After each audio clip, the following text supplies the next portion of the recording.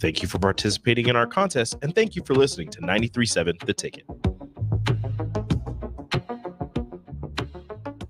On the Block with Strick and Austin. When you look at Nebraska baseball, a 40-win season, best pitching in the Big Ten, above average offense for the Big Ten. You go to regionals, far and away the best pitching staff, but a good half a run below even the third worst offense in that regional. When you look at Nebraska baseball, is that a program that needs to improve the pitching first or the lineup first to be able to make more of a dent in the postseason?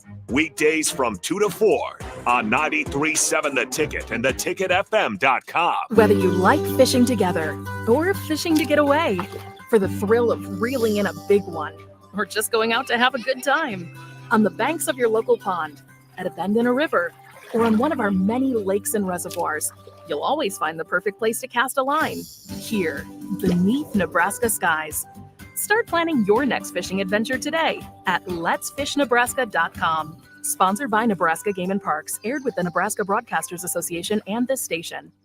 Sometimes I just cannot believe all the storms we've gone through here. I can only hope that we'll be able to leave this house to you one day, baby. You're our legacy. Planning for these disasters will make sure we're safe, and is the best way to protect that legacy. Protect your legacy. Visit ready.gov/plan for the tools and tips you need to start your emergency preparedness plan today. Brought to you by FEMA and the Ad Council. Finally, a good reason to have a smart house. Just say, Alexa, play 93.7 The Ticket, and we'll magically start playing. How's it work? Nobody knows. Don't ask questions. Join us each Saturday from 11 a.m. to noon for Youth Football 101 with Tank Perry of the Nebraska Red Wolves of 7-on-7 football. The future of the sport depends on the foundation set at a young age. Hear those stories and more each Saturday from 11 a.m. to noon here on 93.7 The Ticket. Whether you like fishing together or fishing to get away, for the thrill of reeling in a big one, or just going out to have a good time, on the banks of your local pond, at a bend in a river, or on one of our many lakes and reservoirs, you'll always find the perfect place to cast a line, here, beneath Nebraska skies. Start planning your next fishing adventure today at letsfishnebraska.com. Sponsored by Nebraska Game and Parks, aired with the Nebraska Broadcasters Association and this station. I think it's just vapor. Vaping is safer than smoking, isn't it? There's really not even that much nicotine in them, right? One vape pod has as much nicotine as one pack of cigarettes. My kid knows it's dangerous. 5.4 million American kids vape, and most think it's harmless. Get your head out of the cloud. Talk to your kid about vaping. Visit talkaboutvaping.org. That's talkaboutvaping.org. Brought to you by the American Lung Association and the Ad Council. If you can plan barbecues and weddings, you can plan to protect yourself from a natural disaster. Sign up for local alerts, prepare an emergency kit, and make a family communications plan. Get started at ready.gov/plan. Brought to you by FEMA and the Ad Council. Join us each Saturday from 11 a.m. to noon for Youth Football 101 with Tank Perry of the Nebraska Red Wolves of 7-on-7 football. The future of the sport depends on the foundation set at a young age. Hear those stories and more each Saturday from 11 a.m. to noon here on 93.7 The Ticket. This is Lincoln's home for sports talk on the FM dial. Also online at theticketfm.com. on the internet. KNTK FM Firth, 93.7 The Ticket. This is Bigger Than the Score with Peter Ferguson on 93.7 The Ticket and theticketfm.com. All right, welcome into Bigger Than the Score here on Ticket Weekends. Harrison Arns on the ones and twos. If you guys want to join in, 402-464-5685. Starter Heyman text line open as always. Put a face to the voice on the Starter Heyman Jewelers video stream.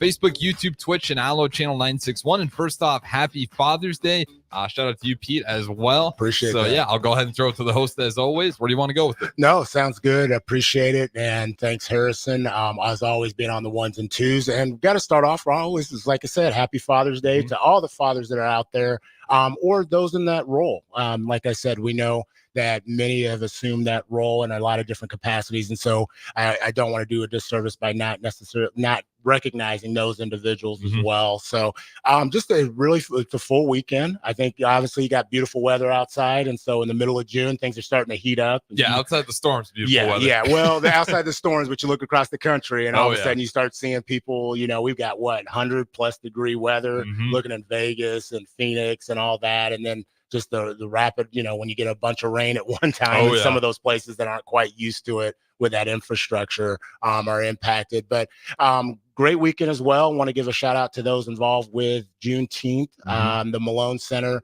hosted their annual Juneteenth celebration, and it was a little bit of a transition from Trago Park because of the construction of the new building going up for the Malone Center, which you can hear, I believe, on Wednesday nights, the Malone Hour from 8 to 9. Yep, every Wednesday night. Yeah, with executive director. Excuse me, it's 9 to 10. 9 to 10. They get the evening close edition, but with John Goodwin, the executive director, and Michael Hunter, which is a great opportunity to just get caught up, not only with what's going on at the center, but also just across the community as well. But a lot of vendors, great weather. I mean, I've gone almost, like I said, every year in a number, and oftentimes that seems like it's the kickoff to the summer season because it is just blazing hot. But the rain in the morning, and then there was a nice breeze.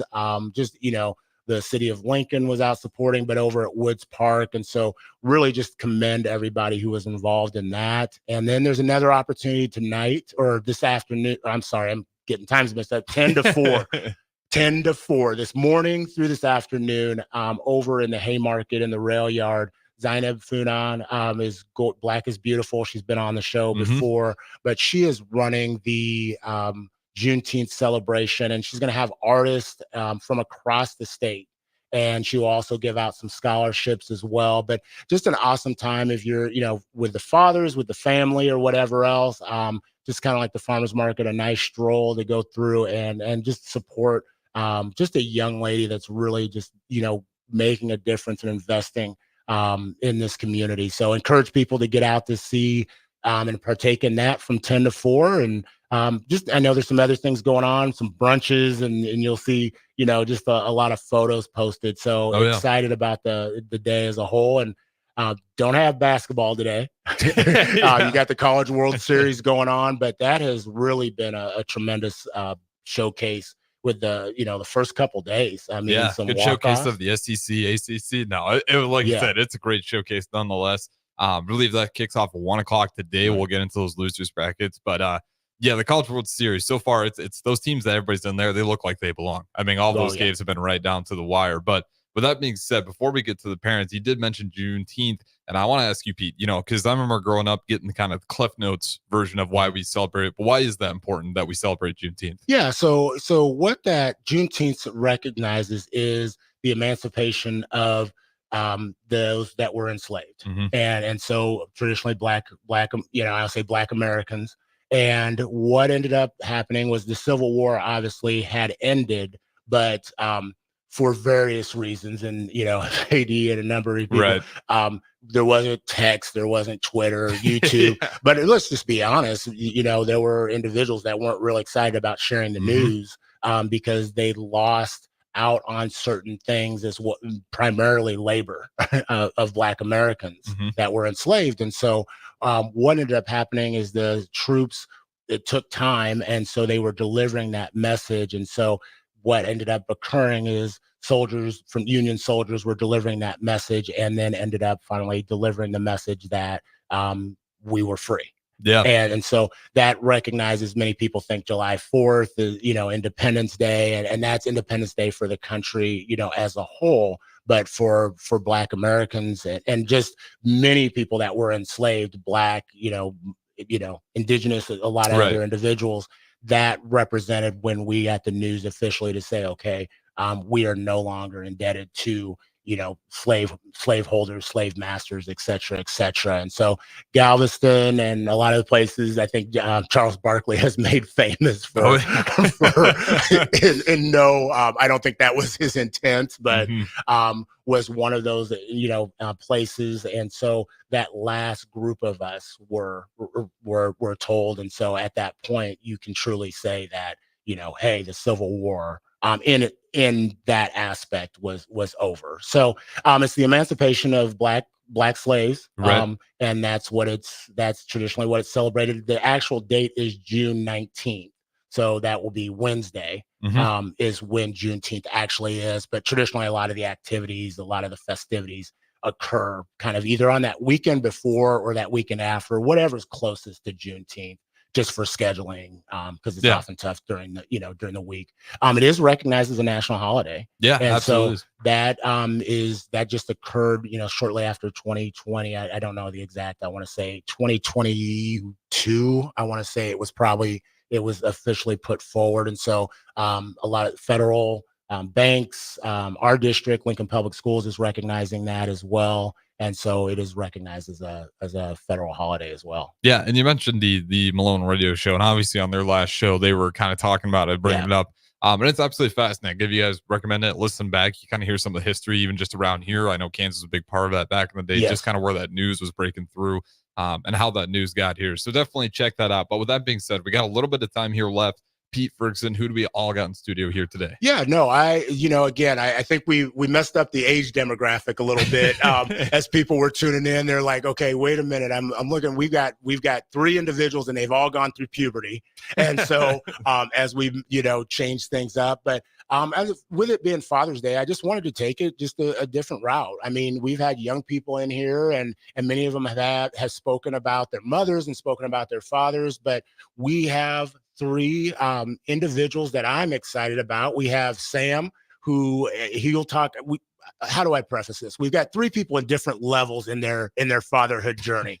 Well, we've got 2 that have people in house, and we've got one who has their children out of house. And so I wanted to get their perspective, their insight, what that journey looks like, on the moments, the highs, maybe some of those lows, but also just giving some advice. When you hear that term girl dad or boy dad and those type of things, I think it's just sometimes important to put that forward, but also provide the opportunity for people just to hear that the journey, I think Keith Brown always talks about be a father and not be further. And we think about, we have individuals here that are close and they're not just being a dad, they're being a father in that space. And so I really wanted to celebrate that and recognize these 3 individuals. And so I'm going to let them tell a little bit about themselves.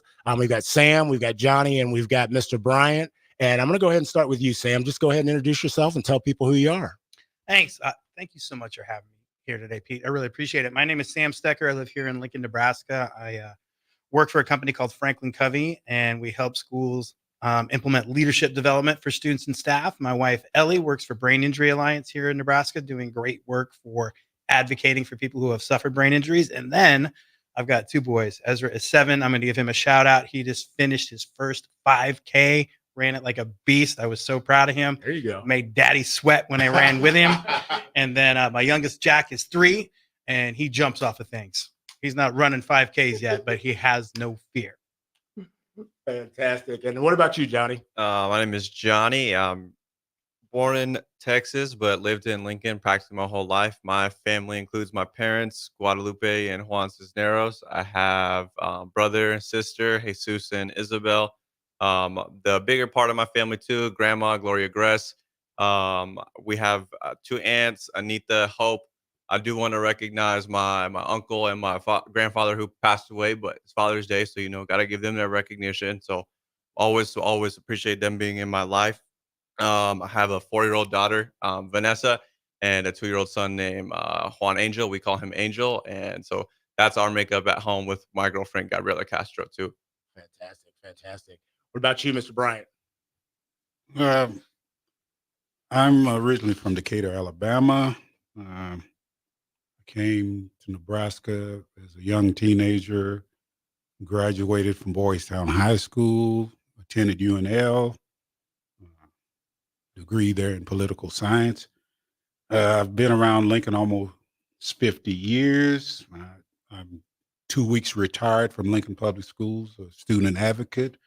I have one daughter. She's 45 years old and has been in the nursing field for 25 of those 45 years. Come from a large family. 8 girls, 5 boys. Had a grandfather who lived to 100 years old. Of course, he's deceased, and my father is deceased. That's about it. Fantastic. So I want to start with you, Johnny. Tell us a little bit. What is your definition of fatherhood? For me, it's understanding the connection and commitment that you're making with the child. You have to be there 24/7, 365 for their entire life commitment and until your entire life commitment. So for me, that connection is my dad was always there for me. The only time I didn't see my dad was when he was working. And so he, even if it was the weekends, he would, hey, I'm going to get off at 12. I'm going to come see you guys. We'll go do something. So just that connection with the kids and always being there and being their support. That's kind of what like being a father means to me. Wow. Powerful. Powerful. Sam, what about you? What's your definition? I think I'm still trying to figure that out. A big part of it is I always like to tell people I started being a dad late in life. I became a dad at 42. I would have liked to be a dad at 22. So sort of a definition is I try to live every decision I make like I'm making up for 20 years of not being a dad and trying to get that taken care of. Now, what that means, man, it's making sure that you make those decisions in a way that benefit your children and yourself and your family. And that's an interesting harmony to try to strive for. But I know, even though I'm still trying to figure out the definition, that if I live life that way and go, how does this decision, how does this behavior, how does this thing that I do make me a better dad? I think I'm heading towards what the definition's supposed to be. And I don't know that I'll ever totally get it dialed in, but I'm loving the journey. No, and I like that. I like that fact that you said, I'm loving the journey. Yeah. It's exactly what it is. Mr. Bryant, for you, what's the definition of fatherhood? Aside from providing the basic needs for a child, like food, clothing, and shelter, I think you should be a committed pillar of support and love for your child. The responsibility to nurture, guide, and support your child is pretty critical. And the reason I ask that is because I mean, there's books out there. I think you see the books on motherhood, and I remember having a child and they're reading and about the birthing piece and all this, that, and the other. But I don't think there's ever a book that's going to truly capture everything about the journey and the role of raising. I've got a daughter; she's 23, and there was no manual. There was no manual that would prepare me to be that. And it's, people think it's as simple as a hashtag and girl dad and this, that, and the other. And I wish it was that simple, but there's complexities in it each and every day. And so I'm curious about what is an essential characteristic as individuals enter into fatherhood. And there's a lot more that goes into entering into that, but that's a whole different show. And DP will have to go ahead and approve what that looks like. But Mr. Bryant, what is an essential characteristic of being a father, but an essential characteristic of fatherhood? And it's kind of unique to being a father. Well, the most critical piece for me was learning to be patient. There were things that I had to repeat over and over and over again. Wait, are you telling me your children didn't listen to you the first time either? So yeah, that's It's not about just it. mine. Okay. Yeah. Well, what was one of those things that you could share with us that may resonate with those listening and saying it's not just me? Well, a lot of times as a father of a daughter, you can be kind of overprotective. And there were times when I had to veto some of her wishes of where to go and who to hang out with. And, I wasn't the most popular person at that time.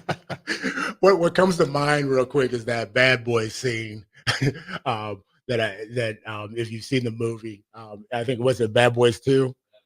Was it the second one with Will Smith and Martin Lawrence, and the suitor comes to the door, and I don't think we can edit and play all of it, but it is classic. I was like, I think when my daughter was like, as she was growing up and I saw that, I had friends and I was like, okay, you're going to be him and I'm going to be him. And we're going to go ahead and reenact that. And my wife was like, please don't. Your daughter is so afraid that you all are going to actually make that happen. And we truly are. We might have to do it at her wedding, but we're going to make it happen. Sam, what about you? What are some characteristics, an essential characteristic of fatherhood? It's interesting. You talked about there's all these books, and I can remember, I don't know if it was in a book or a podcast I was listening to, and the guy was saying your children should adapt to your lifestyle.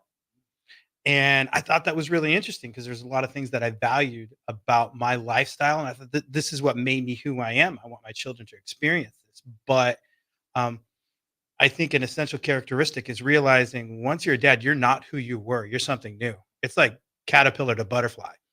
And, there's a lot of things in my life that I used to do that don't have the same priority. And making my sons experience those just for the sake of experiencing them doesn't really make sense. So to me, I think an essential characteristic is it's not my lifestyle anymore. It's our lifestyle. It's in conjunction with my wife, with my two children, and it is a different lifestyle from Ezra to Jack to Ezra and Jack and me all together. So knowing that, hey, who you were isn't exactly who you are anymore. You've become something different, and it's more profound. And so it's not about making your children adapt to your lifestyle. It's figuring out what's that new harmony that's our jam all together where we all grow and get better. Wow. Powerful, powerful.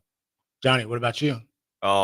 Patience, like Man, second time and it's still truth. Yeah, and it speaks for itself.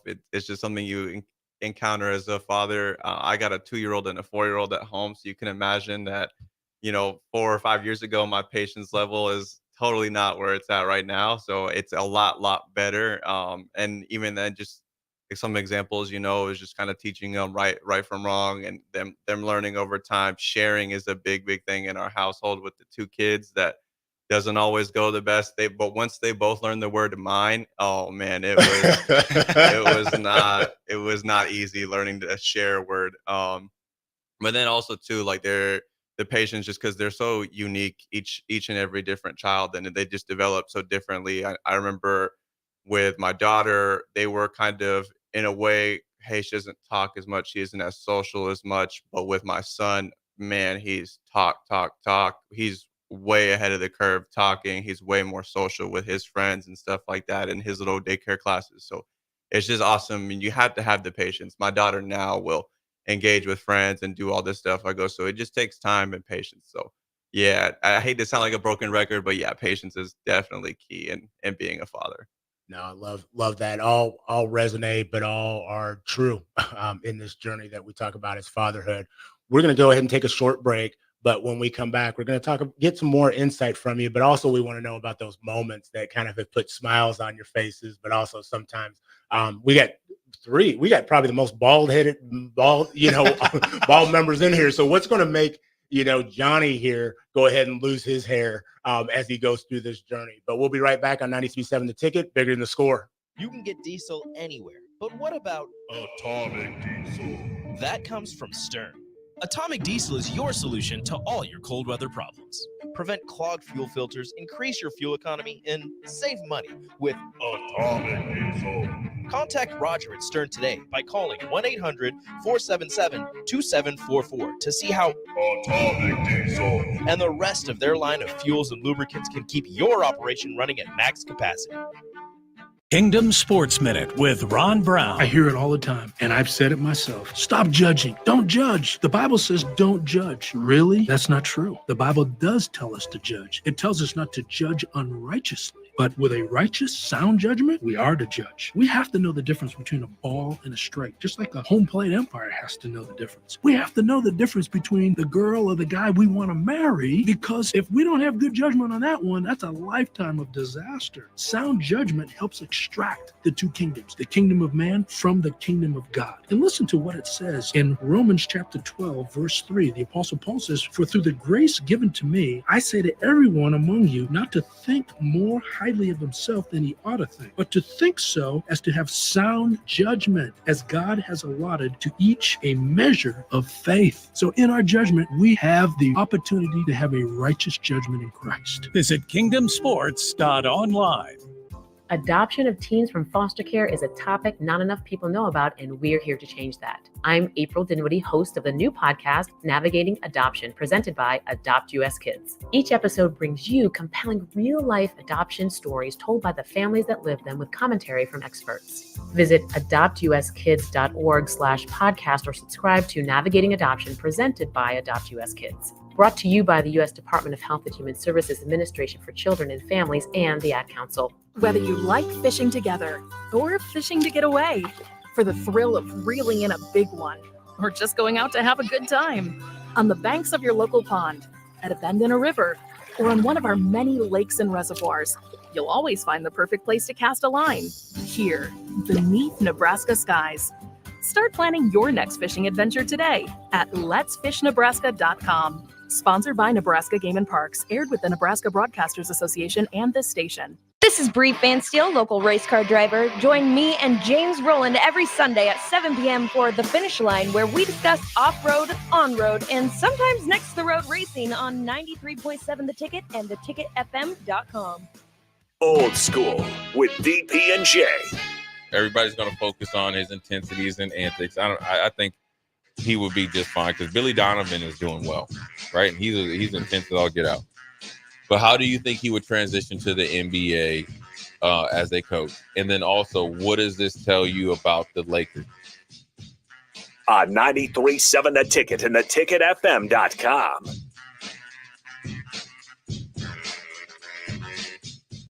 If you can plan barbecues and weddings, you can plan to protect yourself from a natural disaster. Sign up for local alerts, prepare an emergency kit, and make a family communications plan. Get started at ready.gov/plan. Brought to you by FEMA and the Ad Council. The dangers of secondhand smoke are well known. But what about secondhand aerosol, which is created when using e-cigarettes? Science already shows a secondhand aerosol can contain nicotine, heavy metals, and cancer-causing agents. Eliminating exposure to secondhand aerosol is an important step to keeping everyone safe. Breathe easier knowing the facts. For help quitting, call the Nebraska Tobacco Quit Line, 1-800-QUIT-NOW, 1-800-784-8669. Paid for by Tobacco Free Nebraska. Aired with the Nebraska Broadcasters Association and this station. When it comes to making plans, you are the best. What about those round trips, which are perfect on your way there and perfect on your way back? Or those meetings with friends, surprise parties, camps, birthdays. The same way you plan for the important moments, start planning to protect you and your loved ones from a natural disaster. Sign up for local weather and emergency alerts. Prepare an emergency kit and make a family communications plan. Get started at ready.gov/plan. Brought to you by FEMA and the Ad Council. This is Brad with Midwest Bank, proudly serving our Nebraska communities for over 70 years. We're a community bank, making local decisions, supporting local organizations, and helping local businesses and farms succeed. We are dedicated to serving our clients and helping them meet their financial needs with sound, innovative banking solutions. From an array of checking and deposit accounts, cash management services, to small business, real estate, and ag lending. We're here for you, your community, your bank, Midwest Bank. Find out more at midwestbank.com. Member FDIC. Ooh, what a day. I could sure use an afternoon pick-me-up. Hold up. The new 93.7 The Ticket location has a milk, coffee, and tea inside? Oh yeah, this is a game changer. Need an afternoon pick-me-up? How about a coffee or smoothie on your way to work? Stop by the Ticket Mill location on 1040 O Street to get your go-to drink or try out our new game day drinks exclusive to the Ticket Mill location. We know it'll make your day a million times better. Back to Bigger Than the Score with Peter Ferguson on 93.7 The Ticket and theticketfm.com. All right, welcome back to 93.7 The Ticket, Bigger Than the Score. This is Peter Ferguson VHS LLC, and always on the ones and twos. We didn't get it off earlier. I think I called last week's individual Travis Scott. Did I give that to you or not? You never got that. Oh, that's all right. I called him the Dr. Dre of 93.7 The Ticket. So I did. I nicknamed our sub last week, the Travis Scott of 93.7 The Ticket. So I'm just throwing out names. But first off, happy Father's Day to all those that are fathers out there that are in those dad roles or in those roles. Truly do appreciate that. And that's the focus of our show today. Got 3 guests that are fathers in different roles and different capacities and different, I want to say, levels in their experience and where they're going. But have Sam, we have Johnny, and have Mr. Brian, and they have been sharing some phenomenal insight. I think one of the common things is patience.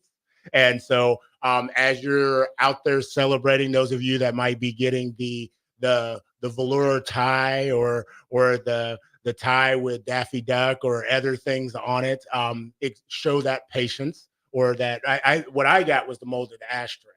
And the thing is, I never smoked. And so that seemed like it was the common go-to gift from like, hey, here's the ashtray. I'm like, oh, okay. So you put coins and everything else in it and got that for 3 or 4 years. And so that was where I showed my patience, but truly appreciative of those. And so want to kind of go back and ask you, just give us what's been a memorable moment of fatherhood for you, something that you either are looking on and you might be experiencing right now, or you're also looking back on and saying, you know what, that's going to put that grin on my face and just touch my heart for the rest of my life. Mr. Brian, I want to start with you on that. Well, when I was teaching my daughter to drive, and I eventually got her behind the wheel, and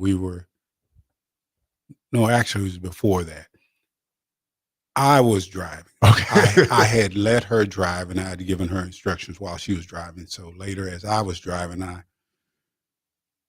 I committed an offense or a faux pas, and I did something that I told her not to do, and she called me on it, and she said, "Dad, I thought you told me to never make a turn that way."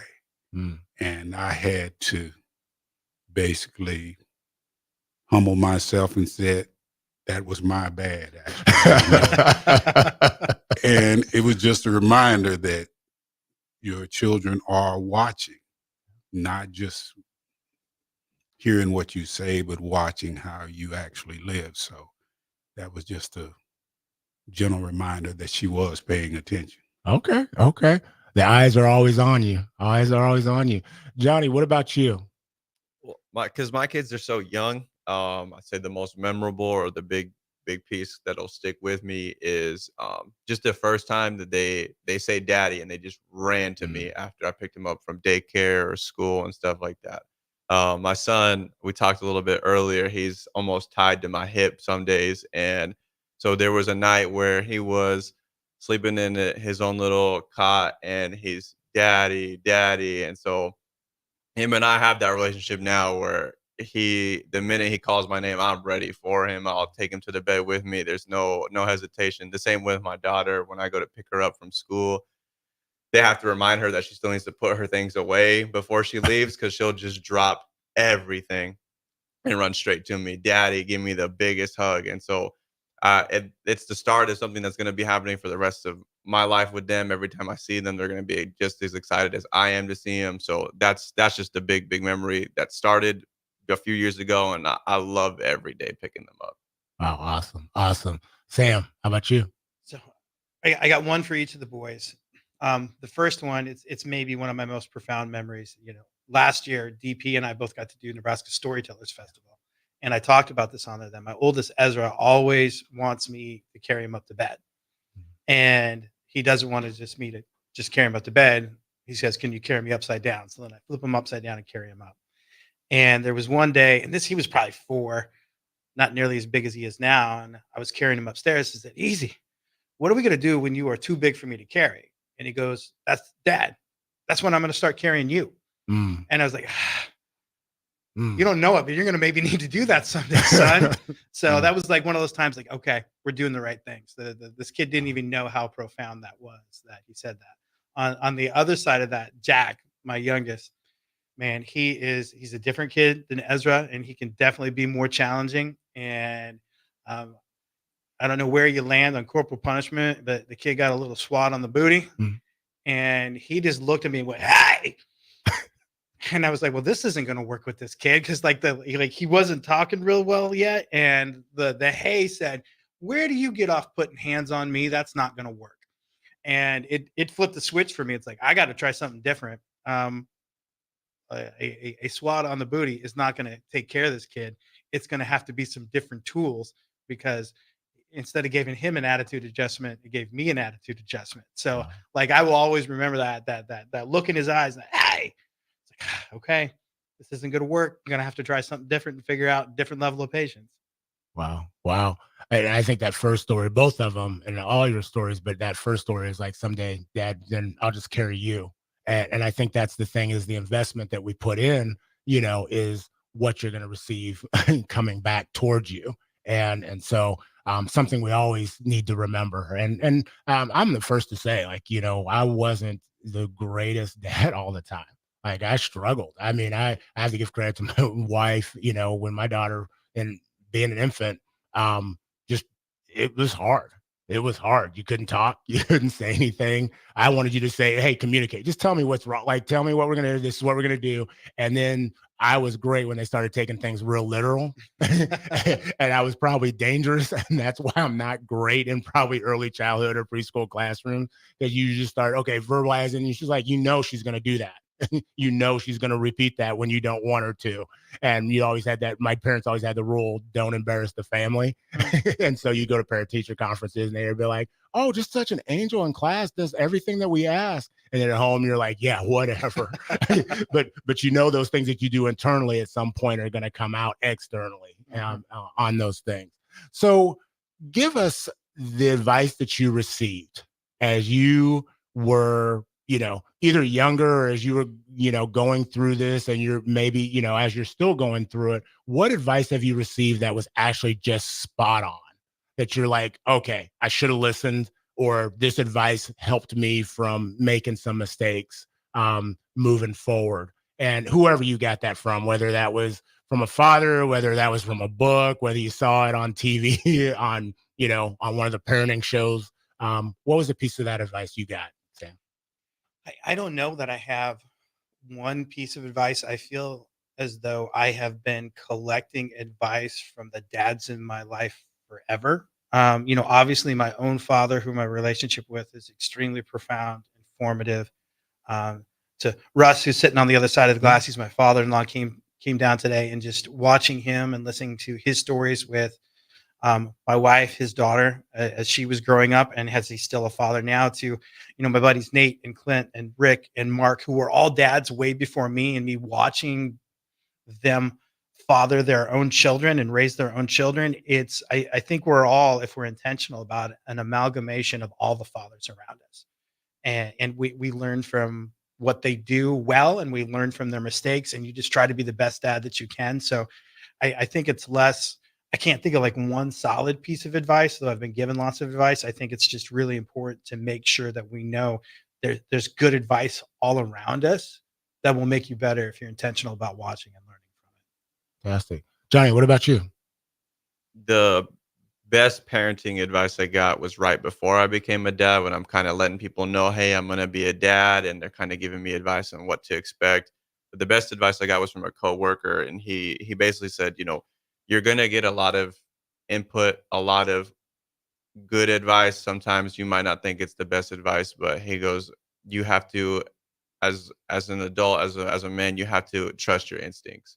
You're going to know how your kids react to things. You're going to know how your family will react to things. So it's just very important that when you're making decisions for yourself and these children, it's going to be for their best interest at all times. It's never going to be just for yourself. It's always going to be in the best interest of the children. So that has stuck with me, and that was before my daughter was born. So that stuck with me for about 4 years now, to where it's going, okay, if you have any second thoughts, you have anything, you do have people you can ask, but majority is just kind of just trust your instincts. You care about your kids. You want the best for your kids, and you're going to do that for the rest of your life. Wow. Mr. Bryant. Well, I think I was advised early on to have a little flexibility I came from a strictly disciplined home, a good Southern Baptist home, and there were a lot of kids. So there was not a lot of individual time spent because there were so many children in the home. So uh, there had to be some pretty rigid rules in place, and so I continued that when I had a daughter, and it's yes sir, no sir, yes ma'am, no ma'am, and people would see that it says, "Hey, are you military? Why is your daughter saying yes sir, no sir?" And they said, "You probably could ease up on that a little bit because it's gonna make her become ostracized." So I mellowed out, and yes was appropriate and no was appropriate, but and it didn't fly. So I just adapted the middle path there, and that worked out a lot better for My dad, Howard E. Ferguson, military, 25 years. And I tell people I can really count on probably two hands, the times that, I said, called him by his full name. I've probably done it more since his passing, to put him out there in the space so people knew who he was. But it was sir and ma'am. And those who know him was like, they still reference him as Mr. Ferguson. AD who's on oftentimes will say, Mr. Ferguson. And that was one of those just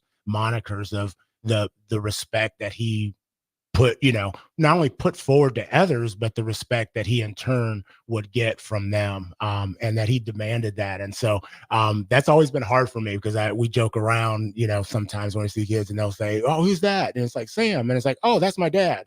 And I'm like, "Oh, I just," and so, meeting that middle ground in regards to that. But it showed that element of respect. And even in his passing, people still reference him as that. So I'm truly appreciative, but feel you in regards to that sir and ma'am.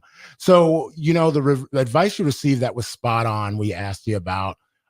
What is some advice that you wish you received that just would have made this whole thing of fatherhood and being a dad, in quotes, easier, or maybe helped a moment go a little bit different? What is some advice that you wish you received? And Johnny, I want to start with you on this one. The advice I wish I would have received is, even though your children are dependent on you, and you're gonna be depending on you for the rest of your life, it's okay to not have the answers all the time. And because you put that unnecessary stress on yourself where you have to solve your children's problems all the time, and you have to be the one to resolve it and make everything better. And at least for me, an example I can give is my kids have eczema, and so they'll kind of scratch at their skin a little bit, and they'll have little kind of rashes and whatnot, and it gets really irritating when people who have non-medical backgrounds who just assume that I don't take my kids to appointments or I'm not getting them checked on and stuff like that. And so when you go to these appointments and you see these specialists and you don't have an answer yet for your kids' skin, it gets a little irritating hearing other people comment on it and notice it. But over time, we've realized that, the answer will be resolved later. It's even if it's not right now, we're still taking time to look at the issue and correct whatever issues are happening to their skin. And so, like I said, the advice that I wish I got before all that was, hey, if we can't figure it out, it's okay. We're going to figure it out later. And so that is the pressure that I get to take off of my shoulders, knowing, okay, look, if I can't solve your problems right now, I'll be able to solve them later. That's powerful. Powerful. Sam, how about you? The advice I wish I would have received is find a way to take care of yourself, because it's about sacrifice. You are not going to get the same amount of sleep. You're not going to have the capacity in your schedule to get to the gym. You're not going to have the capacity in your schedule to hang out with your friends like you used to. You're not going to eat the same. Sometimes it's going to be, that half egg and hunk of bacon that they didn't finish at breakfast, and that's your breakfast. And it was probably 4 years in of being a dad before I started to dial in how do I still take care of myself. And like I said, sacrifice is essential. You're not a good dad if you don't sacrifice in some capacity and in a significant capacity. You will run out of capacity to sacrifice if you don't still find a way to take care of yourself. And it took me a while to figure out that balance. And I think I've got it pretty dialed in now, but it's also on a day-to-day basis, man, those scales swing back and forth, and you've got to be intentional about it. You got to figure out your system. So, and you just got to know, yeah, I sacrifice because I'm a dad. If you don't put stuff in the bank to sacrifice, it won't be there for them. So I wish somebody would have told me early, your old system of how you took care of yourself will not work. And you're going to have to figure out a new one. No one has the answers right away. You just got to know it's one of your new jobs. Figure out how to take care of yourself. Mr. Bryant. Well, one of the biggest epiphanies I had when raising my daughter was once she was able to understand our conversations, I wish that I had asked her more questions than given her directives, so that she could work through the process herself. A lot of times when you're raised where you tell a child to do something and it's because I said so, and that at some point that doesn't work anymore. So helping her work through some things and ask her, why did she think this was okay? Or why did you make that decision? And a lot of times she would arrive at the answers herself once I asked the right questions. So, and it would have saved a lot of wear and tear and stress for me had I not just been saying, do this and do that. So that my philosophy has changed tremendously since then. So I'm so glad I'm here, because right there, that just made me a better dad. In my professional career, I used to work with teachers a lot, and I read a book once because teachers would come to me as administrators with problems, and right away we want to try to solve it. This book I read said, ask 7 questions before you offer a solution. And I got really good at that in my professional career. And listening to you right now, I go, I don't do that with my own kids. That they will come to me with an issue, and like, Jack's 3, I'm going to have a hard time asking 7 questions that he can answer. Ezra, I can't. So thank you. Like right there, it's like, oh, I have an asset that I used to be good at in another capacity in my life. And now I know a better way to use that with my own children. So, man, Pete, thanks for bringing me here today. That's listening to Bigger Than the Score right there. Right Go ahead on. and give you that engagement and family, making your families better.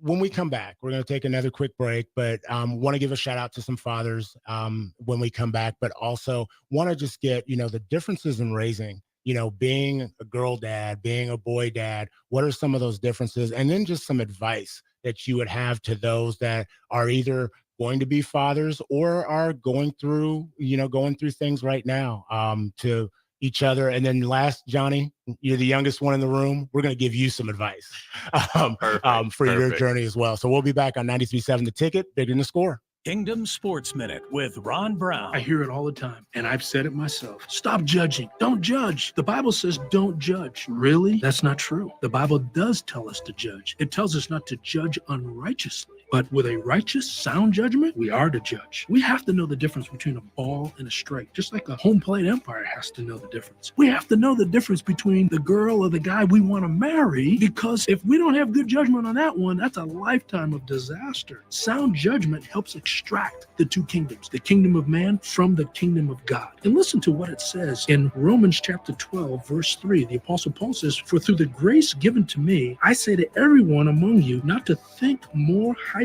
of himself than he ought to think, but to think so as to have sound judgment, as God has allotted to each a measure of faith." So in our judgment, we have the opportunity to have a righteous judgment in Christ. Visit kingdomsports.online.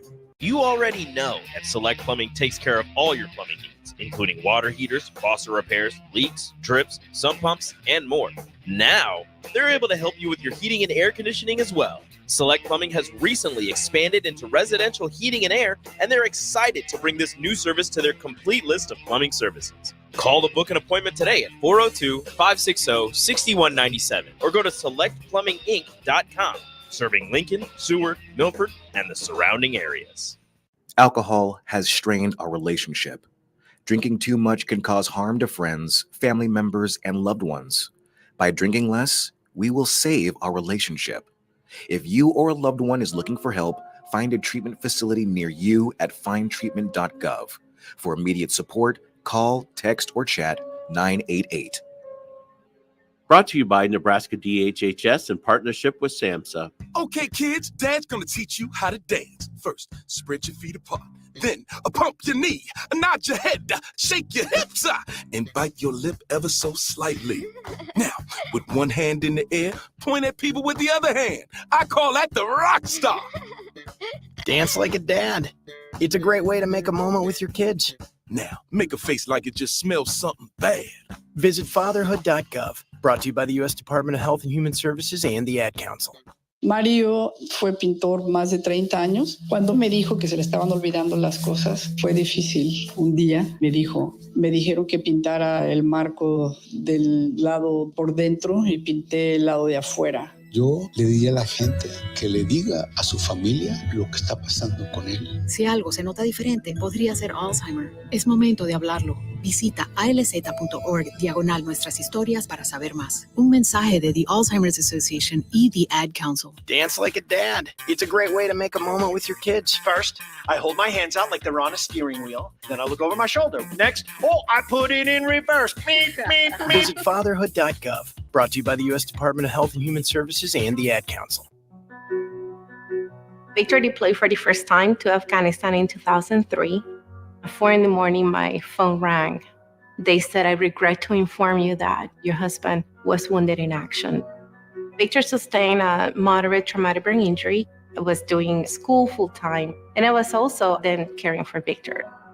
One of the most important elements of caregiving is taking care of yourself. I just didn't want to forget that I also had goals and that I also had a life. What I did is I challenged Victor to meet me halfway. There are almost 6 million military and veteran caregivers across the nation. We have our own journey, and we can fulfill that journey at the same time that we are helping our loved one. Visit aarp.org/caregiving for a free military veterans guide to navigate your caregiving journey and better care for your loved one and yourself. Brought to you by AARP and the Ad Council. The captain, Vershawn Jackson. I think the plan is to go bigger at corner. You got to have bigger corners in this league because you got these receivers. You got to deal with Ohio State receivers. And I'm not saying small corners can't get it done, but small corners have to be extraordinary, right? They got to jump higher. They got to do things that bigger corners might not necessarily have to do. So, I mean, losing Ethan Nation, it's kind of a blow, but when you got to get down in scholarships anyway, it's not, man. They got to have their best guys, man. On the block with Strick and Austin. When you look at Nebraska baseball, I mean, a 40-win season, best pitching in the Big Ten, above average offense for the Big Ten. You go to regionals, far and away the best pitching staff, but a good half a run below even the third worst offense in that regional. When you look at Nebraska baseball, is that a program that needs to improve the pitching first or the lineup first to be able to make more of a dent in the postseason? Weekdays from 2 to 4 on 93.7 The Ticket and theticketfm.com. Back to Bigger Than the Score with Peter Ferguson on 93.7 The Ticket and theticketfm.com. All right, welcome back to 93.7 The Ticket, Bigger Than the Score. This is Peter Ferguson BHS LLC, and we want to again wish everyone a happy Father's Day out there, and those fathers that are in that role. We truly are appreciative. A couple just special shout outs. Want to give DP fathers that are out there: Jarrell Roach, Michael Alvarez, Jay Pitts, Phil Maynard. Coach Mike Trader was my college coach at Hastings College. Dr. Jake Kirkland, Nate Woods, Todd Fitzgerald, Jeff Rump, Aaron Davis, Jay Foreman, and all the individuals, the fathers here at the 93.7 The Ticket crew. Jeff Essex, we can go on and on, but just wanted to give those shout outs to a couple individuals. Been in studio with three phenomenal, I don't want to say dads, because I think sometimes there's a difference between dad and father, and we can have that debate, but we've got three individuals that are fathers and dads that have invested not only just in their families, but also the community as well. We've got Sam, Johnny, and Mr. Bryant. And so they've given us some insight, some perspective. There's a difference between being a boy dad and a girl dad. And I know there's some similarities, but real quickly, like, what has been some of the differences in regards to that? And Sam, I want to start with you since you've got two boys. So I think a big part of it, a buddy of mine, we used to have a podcast called Rub Some Dirt on It that was all about, because he has two boys about my age. He lives out on the West Coast. And you're like, I grew up with a dad that was like, you need to just get tough. And he was right a lot of the time. And I think there's that interesting part of, hey, fall down, just rub some dirt on it. You're fine. And I think on the flip side of that, we don't really do that with girls. And I think sometimes with girls, they need to hear, you need to get tough. And sometimes with boys, it's like, you just need to chill out. Let's talk about this, and like, let me know what's bothering you so that we can work through it instead of just rub some dirt on it. So again, like, I've only raised boys. I did used to coach a girls wrestling team, and they can be told, get tough. Wow. So I know that's there, but I think there's a balance between raising the two that we can find a little more harmony in. Like that. Johnny, what about you? You got that unique situation with both. Yeah. So with my daughter being the firstborn, you can imagine how protective I am with the firstborn and the daughter. So with her, yeah, if she fell, oh my, I was sprinting to it. I'm checking everything. Oh man, I'll admit on camera now, there was a time she was bleeding. I almost teared up and broke down, man. Wow. And it's something that, is just funny to look at now. But when my son falls, get up.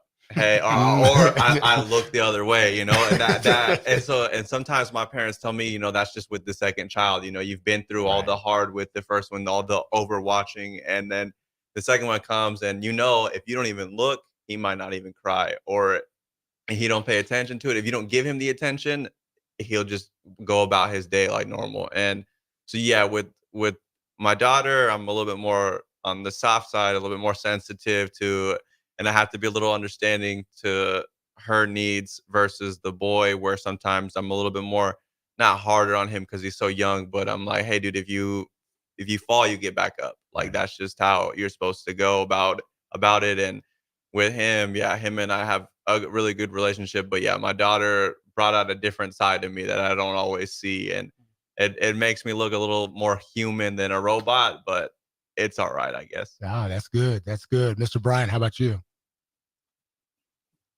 Well, I actually let my daughter take a few lumps simply because I knew there would be a day when dad wasn't around. So I said, we need to get some independent staff established right away. And she, other than a couple of hiccups when she first graduated from high school, she's been self-sufficient for the last 25 years, and she's done her dad really proud. Now, I did teach her basic auto maintenance because I'm a car guy. So you should be able to check the pressure in your tires, check your oil, and not just be this helpless damsel in distress all the time. So the things that you can do, you should do. But I think I was pretty balanced with her. She might differ, but that's my feeling. That's all right. Nothing wrong with that. All right. So 30 seconds from each of you. What I want you to do is, or I'm going to ask you to do, is a 30-second message to fathers that are listening. And just what is a message that you would, your keynote, so to speak, to fathers out there? And let's go. Sam, I'm going to start with you. I'd say everybody's family unit is different. Find a partner that makes you better at what you do. Whether it's a wife, girlfriend, somebody you hang with. My dad was a great dad. He was exponentially better because my mom was so good. She was a great asset to our family. I'm better at being a dad because of Ellie. So find someone who you're a good partner with in whatever capacity you partner up, because your kids are going to benefit from that in a huge way. It's a huge investment. Wow. Thank you. Johnny, what about you? Just not to be stuck in your old ways. An old coworker taught me a valuable lesson about people who aren't used to adaptability. Sometimes when new ideas and new methods come forward, we can be, no, that's not what I'm used to. That's not what I was taught. So that's not what I'm going to teach my children. But really just to take advice, especially new voices, hear them out. That's kind of it. Love that. Mr. Bryant. Well, no matter what your intentions, you will make mistakes. That's just part of the process. So don't beat yourself up too bad if you're not able to become the perfect dad. I think on that note, have truly been appreciative of the three of you for just what you've shared, what you've poured in, not only to your family, but to others. And each of you have poured into me differently and have made me a better person, a better father. And so I truly am thankful. I do want to thank my daughter, Jaden Ferguson, who's listening, and my wife, Stephanie Emery, who are driving back. As same as you said, you have to have somebody that pours into you to make you better. And so they have both done that. And my wife celebrated her 50th birthday this week. So want to say happy birthday to them. And I'm looking forward to my Cowboys gear when it returns. So Right on. You all, we'll see you next week on Bigger Than the Score, 93.7 The Ticket.